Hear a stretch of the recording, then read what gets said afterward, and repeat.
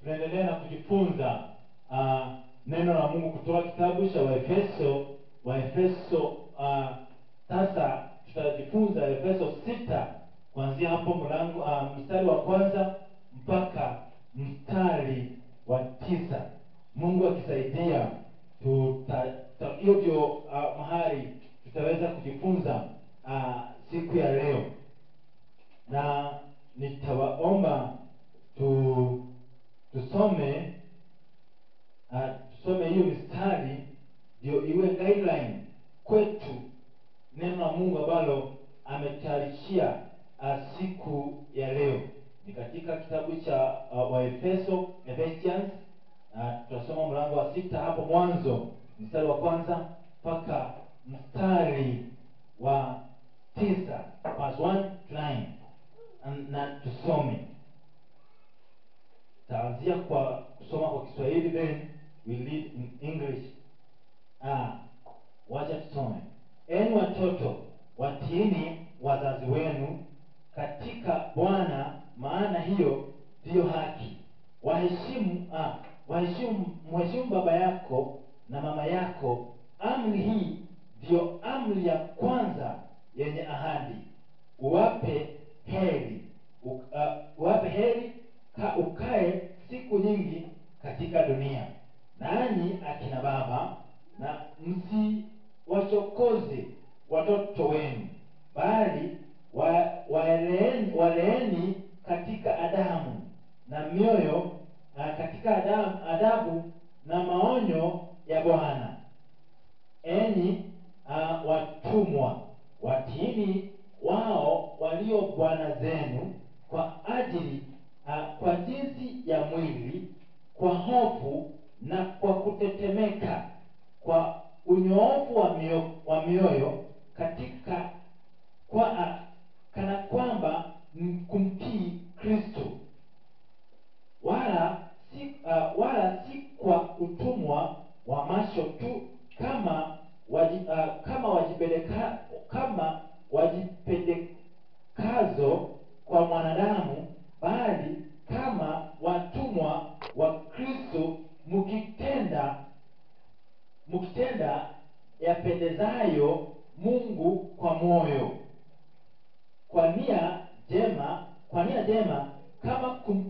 kama kumtumikia Bwana, wala si wanadamu. Mstari wa 8. Mkijua ya kuwa kila neno jema litendalo na mtu atapewa lilo hilo na Bwana, kwamba ni mtumwa au kwamba ni huru. Yaani kina bwana watendeeni wao hao, nayo mkimcha. Mstari wa 9.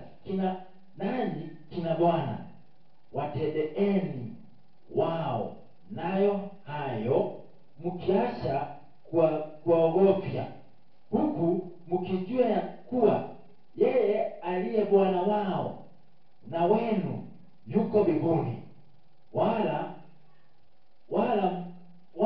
kwake hakuna upendeleo. Bwana asifiwe. Allow me now to read the same verses in English.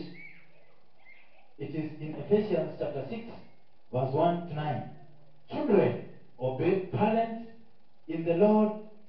Children, obey parents in the Lord, for this is right. Honor your father and mother, which is the first commandment, which promise that it may be well with you, and you may live long on the earth. And you, father, do not provoke your children to wrath, or to fear, or to anger. That is a very includes. You can put that in anger, but bring them up in the training and admonition to the Lord.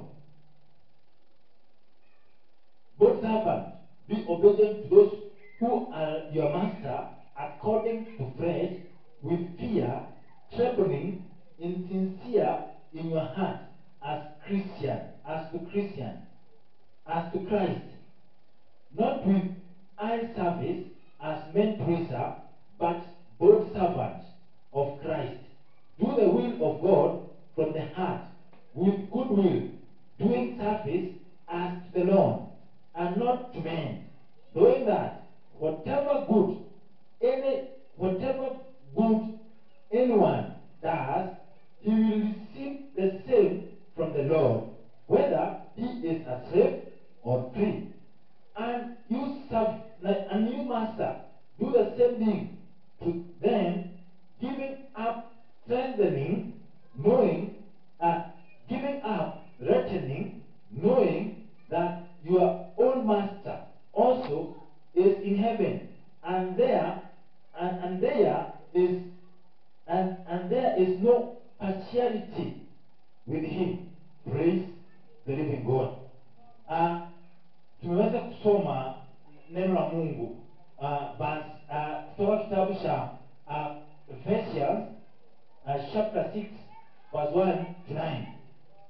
And previously katika somo ambazo tumeweza kusoma hapa, tumekuwa last week, couple of weeks ambazo zimepita, tumekuwa tukijifunza neno la Mungu related in a family. Sababu tumeona in marriage, tumeona neno la Mungu likitufunza role of a husband and role of a wife.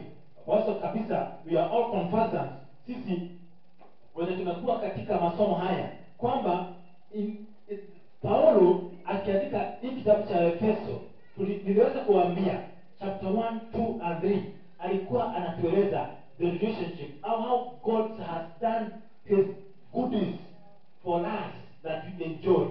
Na tena nikasema verse 4, 5 and 6 tunaona practical things zenye Mungu tunaona sababu ya kumpenda na kumtukuza na kuishi akiwa Mungu wetu, jinsi tunafurahia ama tunafanya practically tukionyesha sisi ni wana wa Mungu. Na sasa hapo ndio akatupea how the role of a husband should be seen, or the role of a wife should be seen. Na tukaona sana husband the role yake we saw ni to love his wife, na tukaona things that zinaandamana na hiyo loving na tunajua vile tulijifunza. Then we saw that a wife is to respect his husband, her husband, na tia kusubmit, and we learned on how to submit and what is related to submit, biblical submission to restore high. Na tunaona katika hii verse 6 ama hii chapter 6 ya Biblia, in this letter of Ephesians, Efeso, tunaona Paulo akiendelea tu na kukamilisha familia. Why? Sababu in the family consists of a husband, wife and children. Na ndio asikuwe hajakamilisha kueleza, tumeona in this chapter tutaona relationship ama Christian's relationship. Na ndio tutaona katika the verses tumeweza kusoma hapo, we'll hear Paul teaching children and their relationship to parents. We'll see then in this chapter, in these few verses, we'll see father and the relationship with the children. The same few verses, we'll see both servants or a slave and the relationship with their master. Then we shall see then the master and the relationship with the servant. Paulo ana include haya mambo yote ndio tuweze kuona practical things ya yale masomo ya ile kazi Mungu aliyofanya kwa binadamu, ikionekana hawa binadamu wakiapply ndio Mungu aonekane ndani yao. Tukianza, we start by seeing Paul talking, or the verses talking to children. Verse 1 inasema namna gani? In this book inasema, enyi watoto watiini wazazi wenu. You children obey your parents. Praise the living God. Remember, this letter, Paul is not writing to any other community, but he is writing to church. Haandikii miungano zingine, anaandikia kanisa. As I was studying, kanisa consists of family. Na family ndio nikasema it includes husband, wife and children.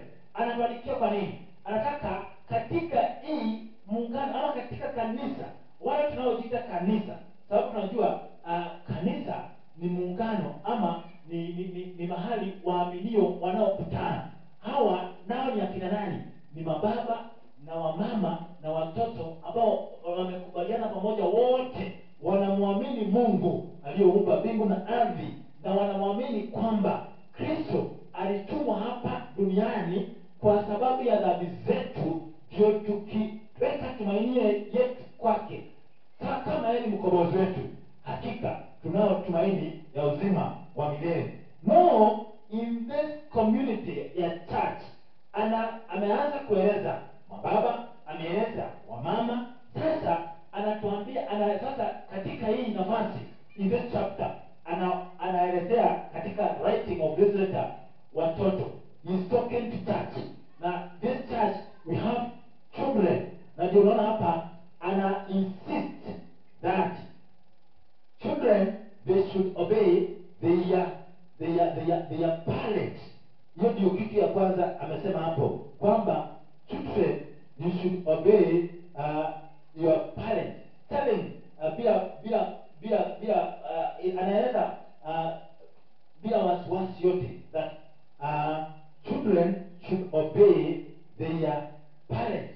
Na Paulo si ati ameelezea hapa tu katika Ephesians and that children should obey their parents.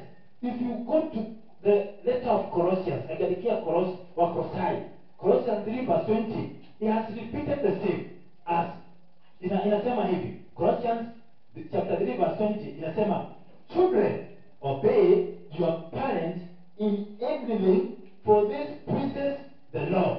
Praise the living God. Unaona? True. Wakati tunasoma haya, tuna deep in ama tuna deep deeper. Kwa nini the children should obey their parents? Katika Colossians we see now anasema when children obey their parents, this pleases God. Kwa hivyo, this is the role of children, to obey their parents, because when they do this, it pleases the Lord. Praise the living God. Now, this is how the children should hear this, and they should understand this. Obedience to their parents is obedience to God. Praise the living God. Now, parents should also help the children on how to be obedient. Praise the living God. Now, this is the role of parents. If children are to obey God, parents should have that role to entice or to make sure they make their children know how to obey. Why? Because when children are obeying their parents, they obey. This is the act of also obeying the Lord. Why am I saying that parents should make sure that children, they have this act of obedience? Because obedience should be taught. Praise the living God. Obedience is taught to children. Hallelujah. Now, we parents, we should be teaching our kids on how to obey, and that one now make us look good parents. And now the children are now in a position of a good in a good parenting way. Kwa hivyo, when we parent, we teach our kids on how to obey. That make that kid to have that lifetime of a good parenting. Why? Because we'll show them, if they obey us, obvious. Now that makes them have that inaonyesha hata sasa wao they are in obedience to God, because that is the role of a kid. Tukiangalia katika hii chapter, children when they obey their parents, that shows they also obey God, because in everything that they do, if they obey their parents, the Bible says in Colossians that pleases our Lord. Praise the living God. Always when the Bible talks about obedience, this obedience, that is important to note, this obedience must be in line with the counsel of the word of God. Hallelujah. Why am I saying this? Because we have other parents, don't care parents, other parents ambao hawana huku ndani yao, and very unfortunate, they can fail to teach their children on how to obey God. They can fail to teach their children the arrangement of being obedient even to their parents. When I say we should obey our parents, I am not saying hii sasa haifai kuwa in a circle of babako na mamako. Hapana. It should extend.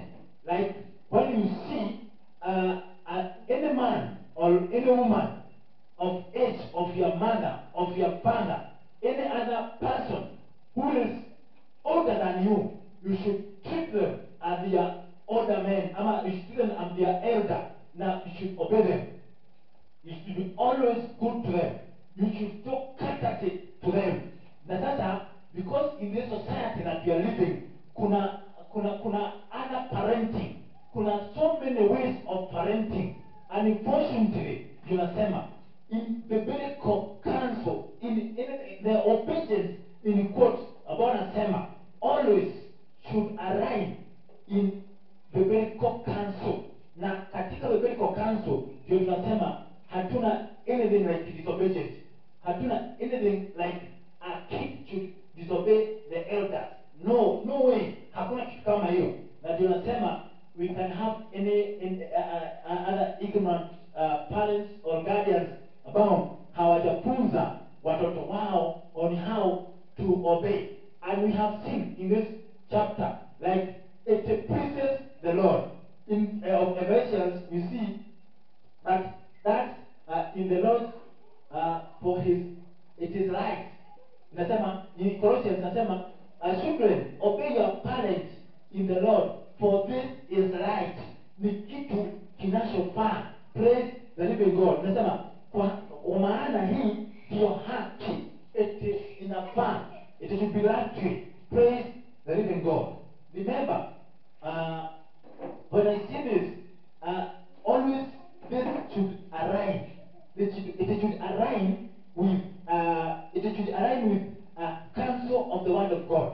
Niki prepare this teaching, nilikubuka when the disciples were teaching, when Jesus left them and they were given that mandate to go to preach to all sides, or to all nations, the gospel. The gospel means habari zake Kristo, kufa na kufuka kwake na ukombozi ambao watu watakaopokea. We have this leadership of St. Henry. Na kumbuka, their start of preaching and teaching, walipatana na wakati mgumu, hata wakakamatwa, wakashikwa. Na wakati walikuwa wamekamatwa, walielezwa kwamba they should not, St. Henry na the leadership yao ikawaeleza that hawafai na hawataki kusikiza tena wao wakihubiri kuhusu huyo mtu in quote wanamaanisha Yesu Kristo. Na ujue Kristo ni Mungu. Jesus came here in the form of this man and flesh, akirepresent Mungu, akiwa ni Mungu for our salvation. Lakini the disciples judged in themselves. They judged themselves. Wakawambia, you should judge yourself whom to obey, man or God. Wakaiweka in dilemma. Akaweka hiyo swali kwamba you should judge by yourself whom to obey. You should obey the orders from this St. Henry, or you should obey the God that you know, the creator of earth and heaven. Praise the living God. Why am I saying this? I'm saying this because we can have so many modes of parenting, and other parents do bad parenting by lack of showing their children on good obedience to their elders and parents. Parents meaning your kid should not always show obedience in that nuclear family, you and your husband, or you and your wife, and neglect obedience to any other elder person or any other your age mate.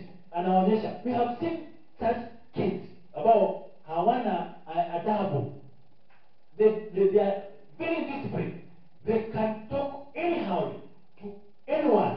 And now ndio wanaambiwa hapa na neno la Mungu, children should obey their parents, including all any other elder person, and that is right to God. Na Biblia katika Colossians imesema, and that what pleases God. I can also repeat that obedience to your parents, that makes and shows that you also obey your God. And that's the Lord of this, that's the Lord of a kid.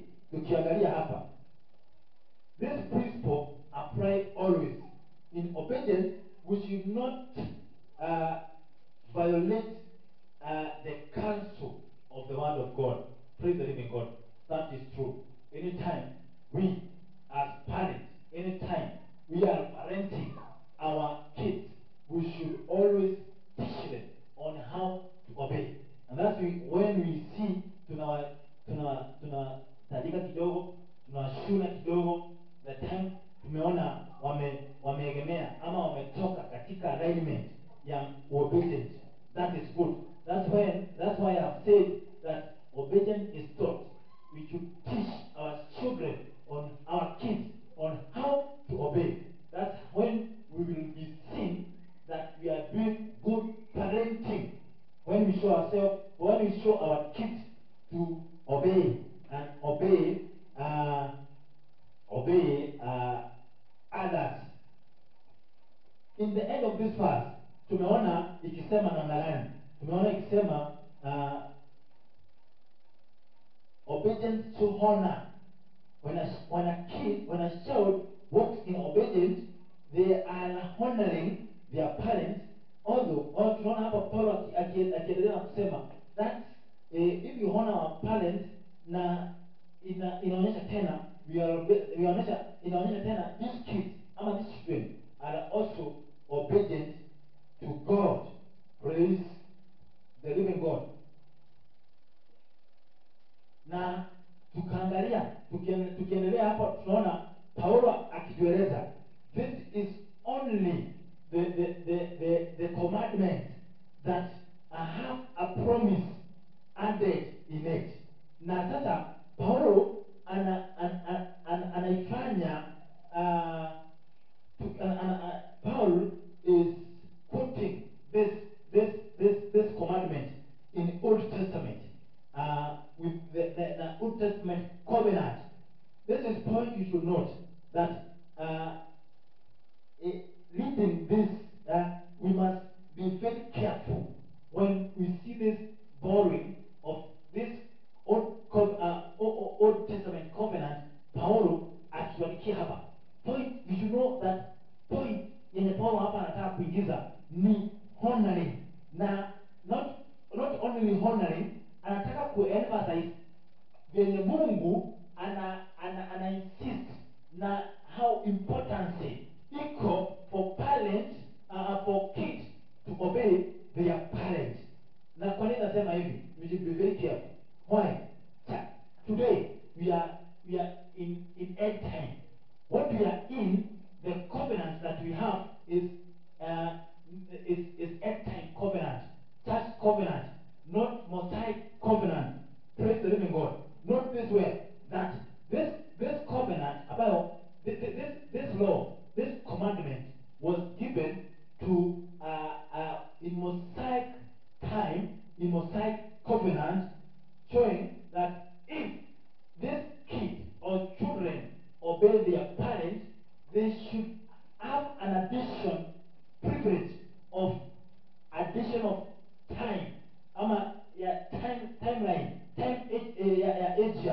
that was in reference of of of the Mosaic covenant. Now, the time we are today is age time or church age time. About that, our covenant is different.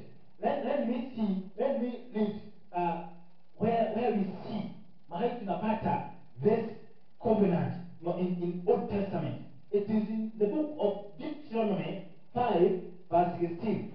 Inasema namna gani? Honor your father and your mother, as the Lord your God commands you, that your days may be long, and if you and it may go well with you in the land the Lord your God is giving you. Praise the living God. That is the commandment that God gave to the nation of Israel in the 10 commandments. About sasa iko na promise of physical things, practical things, things ambao ni za mwili hii ya hapa duniani, watakaye enjoy hapa duniani. Praise the living God. God gives a promise to Israel, the length of days connected with the obedience of parents, which is true. Ndio tunaona pale Israel had physical covenants, true, about tumesema hapa mara mingi sana. The covenants that God gave to Israel were physical covenants. Ambao hapa tumeona like yale tumesoma saa hii. Paulo anaomba akitaka kutufunza the completion of family, akieleza mama, akieleza baba na akieleza watoto, na akaomba hii covenant. Nataka nigie vitu so that we can understand that this covenant, when it was given to the nation of Israel, the length of days was something physical. Na hapa ndio naona katika hiyo covenant tukimalizia imesema you that the days that you may be longer, and you they may be go well with you, and the land the Lord your God is given to you. Hallelujah. That is something physical. Chapa ni kitu cha kuonekana, physical thing. Na ndio tunaona hapa this promise was given to the nation of Israel, connected to the length of their days, connected to the gift of wrath that God had promised to them. Praise the living God. But church, point to note, church, the time that we are in for it, church, covenant is not physical things. Hallelujah. I hope we can get this. The time that we are living today, church age, end time age, that when hata kama tunasoma in this letter Paulo akiwaandikia, this is the point you should note, that this ages that we are in today, it is church, and the church covenant is not physical, it is spiritual covenant. Hallelujah. I hope you can remember in this book, in this letter of Ephesians chapter 1, we had this lesson of physical of spiritual blessings. Praise the living God. And we can see in Ephesians 1 verse 3, tulisoma namna gani we read this. Now it is in record that blessed be God Father for our Lord Jesus Christ, who has blessed us in Christ with every spiritual blessings in heavenly places. Hallelujah. Now, I hope we are getting this point.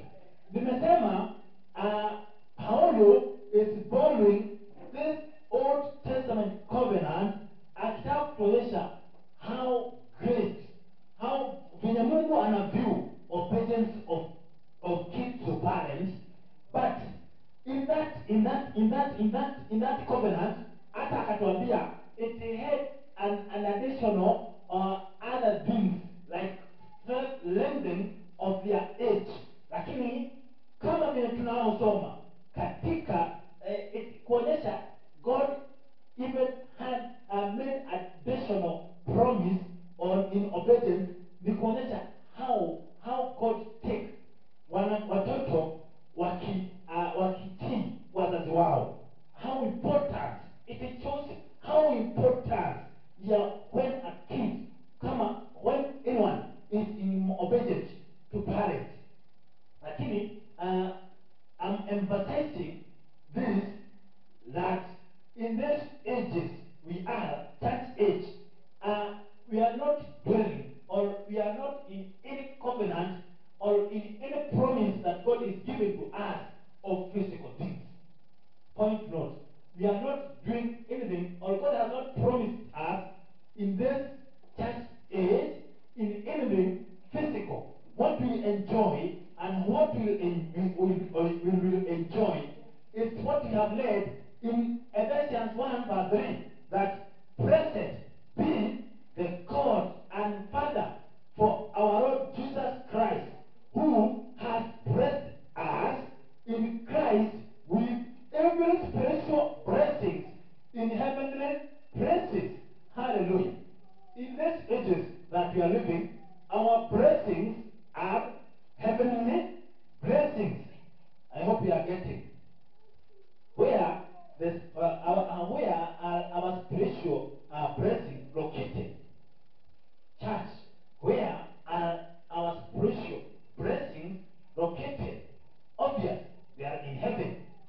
Not like the blessings that God promised Israel. Now you should not dwell. We church, we are not Israel. We are church. Church and Israelites are two different things. We are not Israelites, and we don't enjoy the promise that Israel wali promisiwa. Israelites were promised physical things like that Mungu atawapigania kutokana na vita wakikutana na maadui. But church, we are not to be given, we are not given a promise of long life if we obey our parents. But Israel were promised. Sijachanganya mtu mpaka hapo. I know you are getting the point. That this length of life is not for us.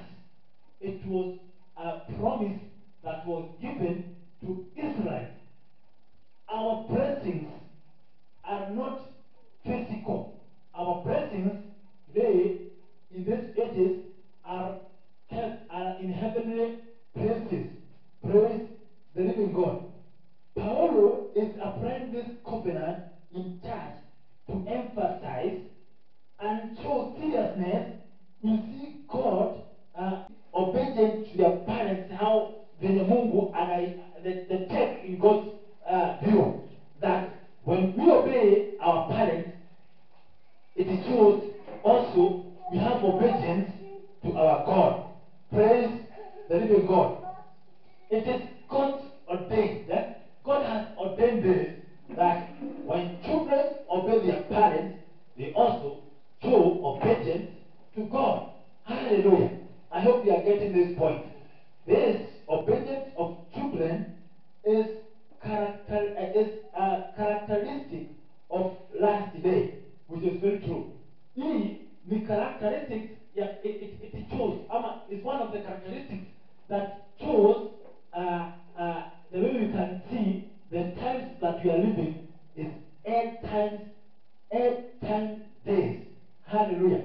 Let us see in 2 Timothy, 2 Timothy verse 1 and 3, that we can learn it well, to see that obedience to parents is the vice versa. Disobedience to parents ni one of the characteristics that Bible shows itaonyesha in the last days. Well, but let me read 2 Timothy chapter 3 1 to verse 2. Inasema namna gani? But understand this, that in the last days, like we are living today, there will come time of difficulties, for people will be lovers of self. About tunaona kila siku, people love themselves so much, lovers of money. Like you can see today, people have money, people have appetite of money iko high sana, na proud and arrogant, abusive, disobedient to parents. Hallelujah. You have said that disobedient to parents ni one of the characteristics ya kuonyesha every time, na tunaona God has insisted much to kids, to children, on way to obey their parents, na nikasema hapo that is ordained by God. If you obey your parents, you as kids, it shows also that you have obedience to God. Na ndio niweza kuonyesha mpaka hiyo verse ya Timothy kuonyesha disobedient to their parents is one of the characteristics that they will show us the time that we are living is 8 times a day, and the percent ya disobedience yenye tunaona today's that we are living.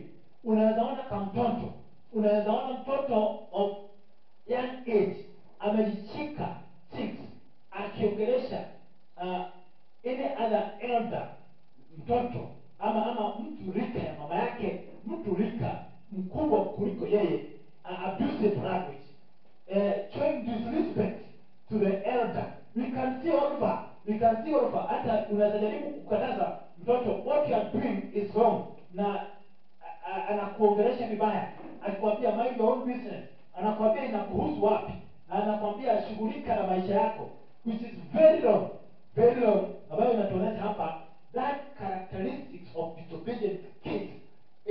That is one of the characteristics ya kuonyesha the time that you are living is 8 time. Hallelujah. I hope you are getting our lesson. Verse 4 in this chapter, then hapa tunaona let's see. Hapa tunaona children is told to obey, and also is told to obey. Na Mungu akaweka balance now, telling fathers also not to provoke their kids. Hebu tusome kwanza hiyo verse 4. Inasema, enyi akina baba msiwakosee, kwa Kiingereza you should not provoke, msiwakosee watoto wenu, bali waleeni katika adabu na maonyo ya Bwana. In English the Bible says, and you fathers, do not provoke your children in anger, ama in wrath, in anger, but bring them up in training and admonition in the Lord. Mkionyesha how to live well and serve God well in a disciplinary, in a very disciplined way. Watoto wazazi wakiwagua hapa wanaambiwa wa have that good parenting. Hallelujah. Hapa tukionyeshwa ama tunaambiwa we fathers, na Bible sijui kwa nini ilisema mababa na ikaomit wamama, because the parenting is inclusive of both baba na mama, but I hope mpaka wa mama they will learn through this lesson. Why is the Bible saying that the father should not provoke the kids, watoto wao? It is obvious, because when a kid is provoked, he gets angry, anakasirika. Which is very true.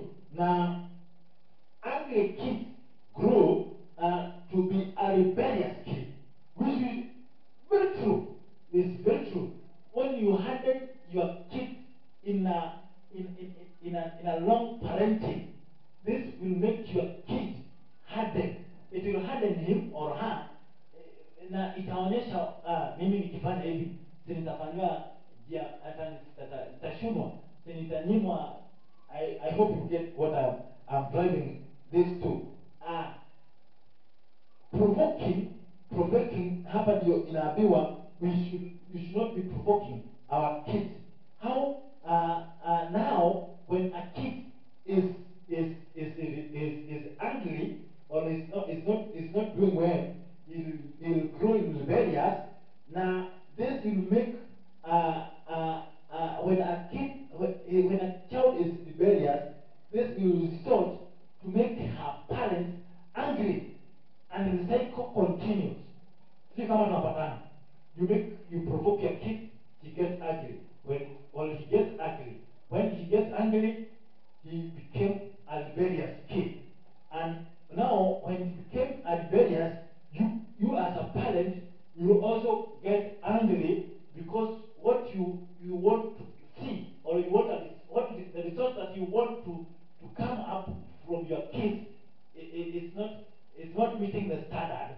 Now you became angry, and the cycle continues. Praise the living God. This is a question that we are to ask ourselves. What kind of thing what kind of things that can provoke a kid, or can make your kid angry, or can anger your kid? This inakwanga sana sana in two fields: physical abuse ama oral abuse. Praise the living God. Physical abuse inakwanga unreasonable demands from a parent. You know, we have other parents, a very demanding parents, about in their view hawataki kuona the age of a kid. They are demanding what they want bila kujudge ama bila kuona the age of a kid. You want your kid to behave in a certain way, like a grown-up person, and you are demanding that's what you should see. You are demanding that's the behavior you want to see from your kid. That is a physical abuse. Praise the living God. You want to demand your kid to behave like an adult, and whereas he is a toddler or he is a teen, na bado miaka yake haijaruhusu the behavior that you want to look from him or her haijafika standard yenye unataka, and you are demanding it should be that way. That one, that is now to be physical abuse. Praise the living God. We have oral abuse. Oral abuse is is talking arrogantly to your kid. We have seen such parents about they are very harsh to their kids. They can talk all manner of oral abuse to their kids. There are so many. We can classify that ni vitu mingi sana. Orally, mtoto anaweza ambiwa audhike na wazazi wake. We should avoid that, we as parents, because when we do that, we are doing it wrongly, not according to the counsel of the Word of God. We are doing it contrary to the counsel of the Word of God.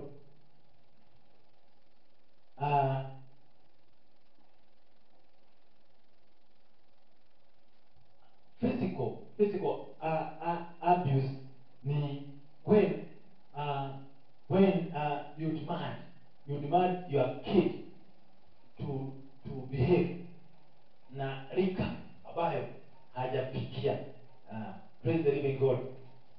Like unataka afanye kitu ambayo haijafikia umri wake, na if he or she does not do it according to the level of standard ambayo wewe ulikuwa unataka, unagombanisha na mtoto kulingana na nguvu zake hawezi fikia pale, na hata ujaribu kiwango gani hatafanya kulingana venye ulikuwa unataka.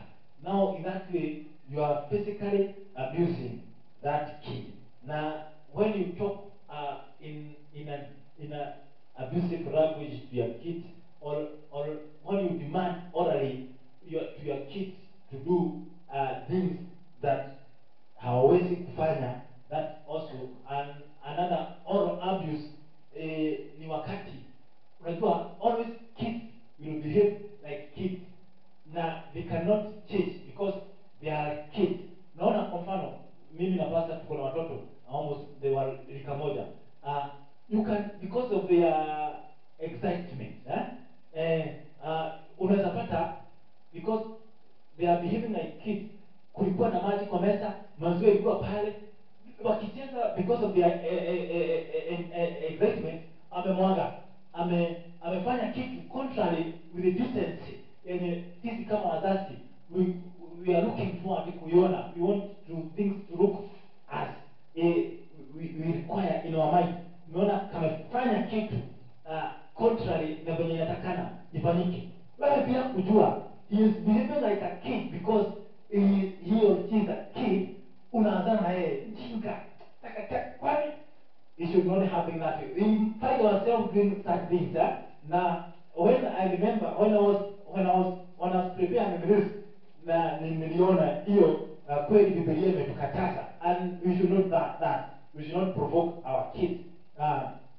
Sometimes you can find another oral or physical father na wazazi jumla wanakatazwa. Ni like mtoto ameanguka kwa mtihani, na you are coming too much to him na or to her, venye ameanguka na you make him feel like hafai, venye maybe you have input your resources kwake na hajafikisha kiwango venye mtaka, unagobanisha nini na haiwezi change. You know he cannot change. So those are provocations about sasa tunaambiwa atufai. And this is the point I came up with. It's good one for us all parents. When we find ourselves, we have provoked our kids and we have angered them, tumewafanya wakasirike, we should not hatufai kuona aibu kuambia sorry my daughter, sorry my son. Why? When kids see and we are remorseful of what we have done to them because of maybe quick anger, they feel now comforted. They feel being comforted, and they find themselves being parented well. Praise the living God. There was one time niligomanisha my daughter, na nikaona macho yake imejaa machozi. Like unajua mtoto hawezi he has nothing, he can hawezi tetea if it comes mzee na ameshakukosea na sasa you are on him or her, na unaambia what you have done is wrong, na whatever he or she has done it was not intentional, na hawezi explain of how violent you are now venye umemkujia. So hana la kusema, ni machozi tu unaona imening'inia kwa macho namna hii because he can do nothing about it. Nikaona imefanyika hivyo na nikakumbuka because I've been reading this chapter na inanichallenge sana. Nikamwambia pole nikakuja kuona hey, this is not the parenting that the God should is counseling us in this holy Bible. We should parent ourselves. Nikamwambia kanaitwa Esther pole, na nikajaribu kumuonyesha sorry, kweli could not have used such language, na wakati tu machozi ilikuwa inaning'inia hivi kuona tu nimemwambia pole na namwembrace vizuri, nikimuonyesha I'm remorseful and what I've done is wrong for her. Unaona mtoto anabadilika tu na anafurahi na mambo inaendelea. So we parents, we should know telling our kids we are sorry of what we have done. When we realize that we have done it wrongly, which is not good parenting, it is good before the eyes of God. And that one makes you and your kids to have that good and intact relationship. Now wataona you are a good dad or you are a good mother to them. We should forgive. We should know. We should show. We should ask for forgiveness to our kids when we realize what we have done to them is wrong, because they are harmless. Hakuna kitu anaweza kufanya wakati tumewakosea. If you don't ask for forgiveness, it is become a wood about Japona. Hawawezi jiulizia because they don't have the capacity ya kujiulizia. Itabaki namna hiyo na wataona uliwakosea, lakini they can do nothing about it. But if we as parents, if we we can calm down and be merciful to them and tell them, my son, I'm sorry for what I've done. My daughter, I'm sorry of the language I've used. It was because of anger, and sorry, forgive me of what I've done. That makes your kids to, inafanya watoto wako waone you are a good dad or you are a good mom, because they have brain and they can judge things sometimes lightly on how they should, on how they are supposed to be. To end verse 5 na to verse 5 to 9, there tunaona the Bible is talking to master and slave, na tutasoma hapo tusikie neno la Mungu linatuambia namna gani. Verse 5 nasema hivi, enyi watumwa watiini wao walio bwana zenu kwa jinsi ya mwili, kwa hofu na kutetemeka, kwa unyoofu wa mioyo, kama kwamba ni kumtii Kristo. Praise the living God. In that line, verse 5, inatuonyesha we, when you come to a position, when you find your position, like you are employed and you have a master, Biblia hapa inatuonyesha on how to behave. Inatuonyesha when we are doing that job, tukifanya chini ya wakubwa, we should tunafaa kuwatii na hata kuwa na uoga kufanya kosa ama kuwakosea moja kwa moja.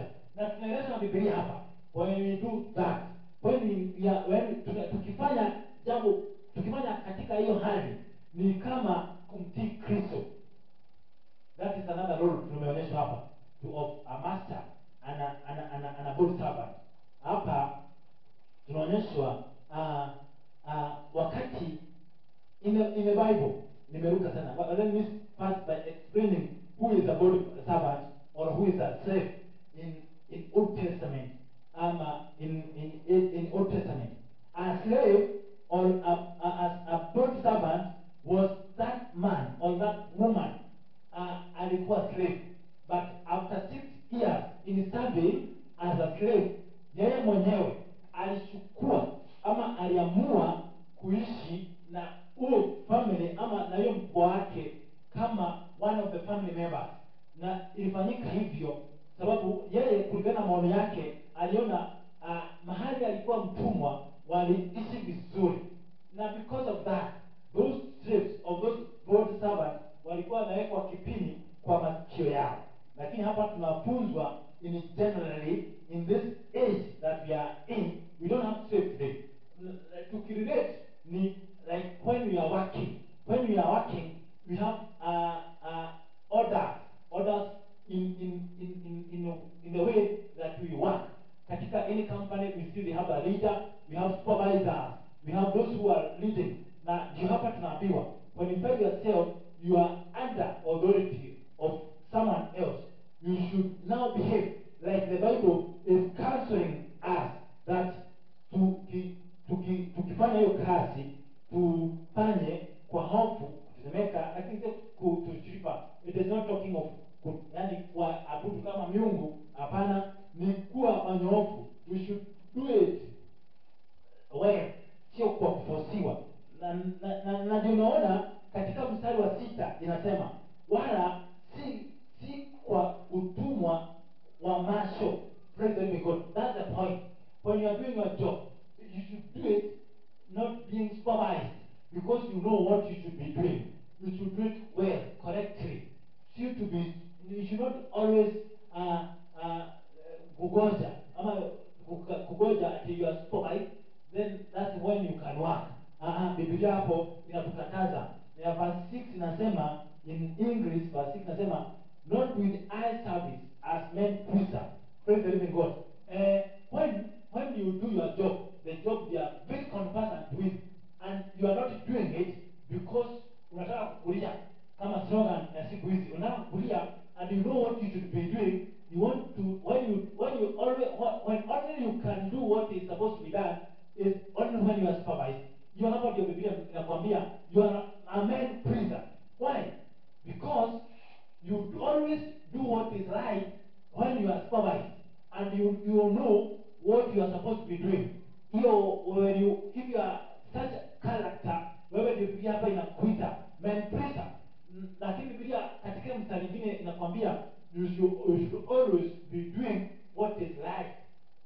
Now, when you do that, you show that that act also make you to praise God, praise the living God. Now, you should not be a man praiser. Sababu katika hiyo mstari wa 6 nasema wala si kwa utumwa wa macho, kwa kuangaliwa tu kama wajipendezao kwa wanadamu, bali inatupea solution one on one, bali kwa mtumwa wa Kristo mkitenda mkitenda yapendezayo Mungu kwa moyo. Praise the living God. Always what you should be doing ni any duty that you are located on, ni do it as it should be done. See, when you do that, unamfanya kama venye Mungu ikempendeza na kwa moyo wako. Verse 6, hiyo ni verse 6. Verse 7 inasema kwa nia njema kama kumtumikia Bwana wala si binadamu. Hallelujah. But in English, verse 7, with the good will, doing service as the Lord and not to men. True. That's what should be happening to us. When you always do what you are doing, do it in good will, kwa nia njema. Na ukifanya kama unamfanyia Mungu, hapo tunaambiwa you should not be a man pleaser. You do what you do because someone is supervising you. It should not happen that way. If you are a Christian and you know you want to please your God, do always what you are located to do, or the job that you are given, do it well, kwa nia njema. Na ukifanya hivyo, Biblia hapa inakuambia ni kama unafanya kwa kumtumikia Bwana, lakini sio kwa binadamu. Always when you do what you are supposed to be doing, hiyo it's serving God. Praise the living God. True. Sana wacha ni give example with police, askari.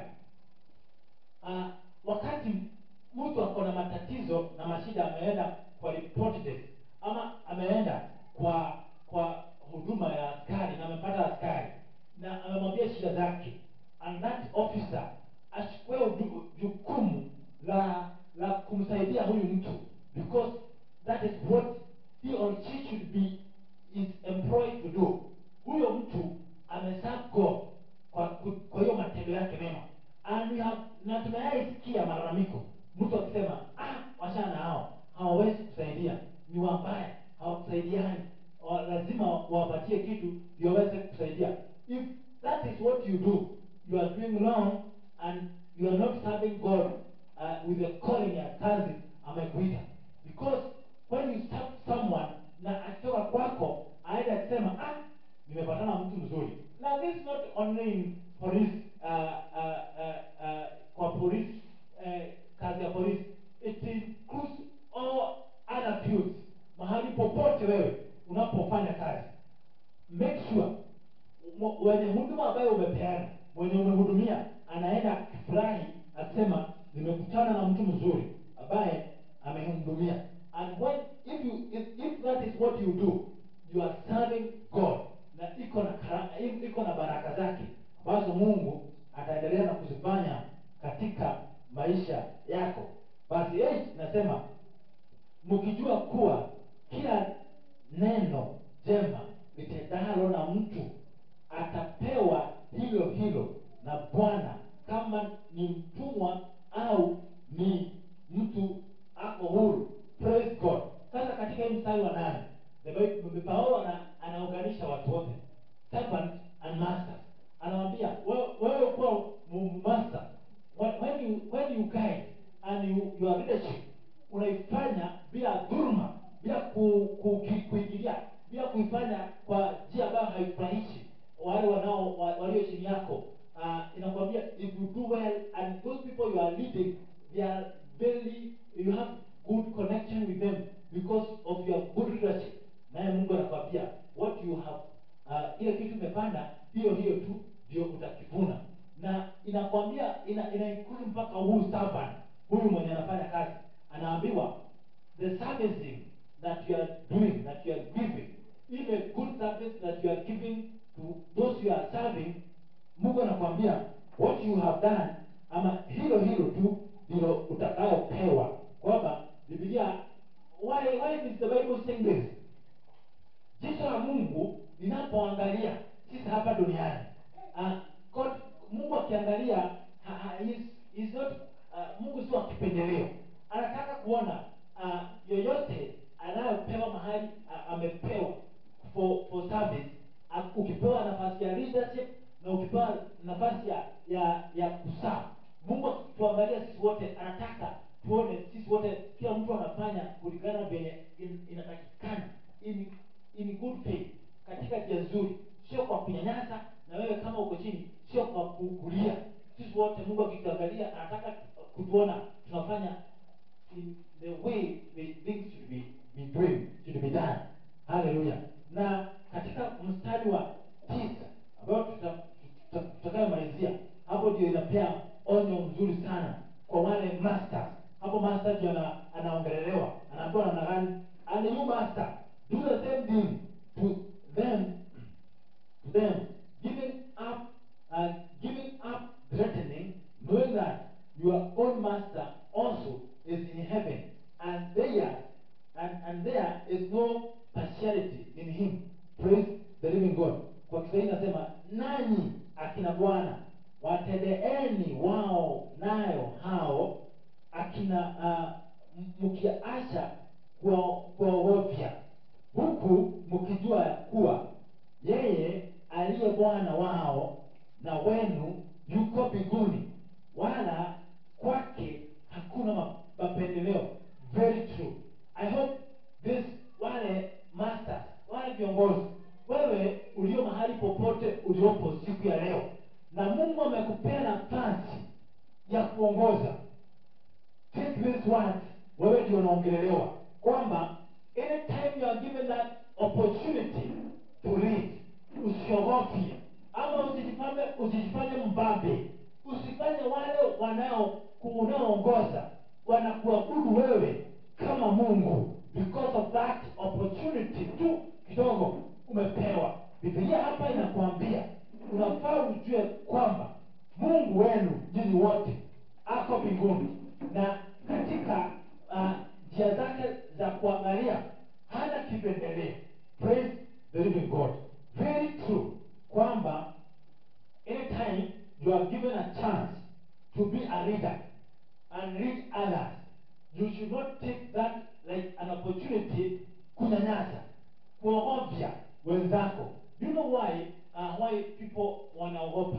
Because when you are in authority, authorities have the power.